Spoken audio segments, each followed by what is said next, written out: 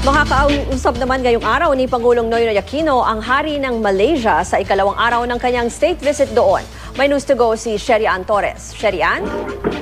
Yes, Ruth. Sa mga oras na ito ay nagsisimula na itong state welcoming ceremony itong hari ng Malaysia para dito kay Pangulong Noynoy Aquino kasama ang kanyang delegasyon. Nandito kami ngayon sa may Parliament House at kung saan nga ay kasalukuyan naghihintay yung iba pa mga opisyales ng pati na rin ng Malaysian government. At dito, Ruth, sa House of Parliament ay dumating si Pangulong Aquino bandang alas 9:15 ngayong umaga at sa ngayon nga ay naghihintay pa ang lahat para sa formal na pagsisimula nitong welcoming ceremony. Nandun na sa kaliwang bahagi nitong pagdarausan ng pagtitipon ang Malaysia na delegation na magtataganang bahagi naman itong Philippine delegation. Route 9:30 ng umaga ang talagang simula nitong state welcoming ceremony na ito at magtatagal ito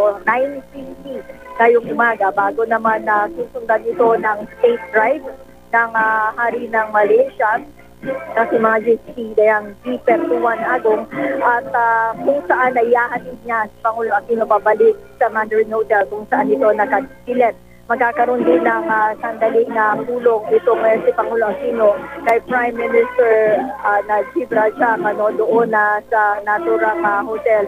At magiging kasunod nito para sa araw na ito ang kanilang bilateral meeting na susundan din ng signing ng dalawang agreement ng dalawang leader ng naturang mga bansa.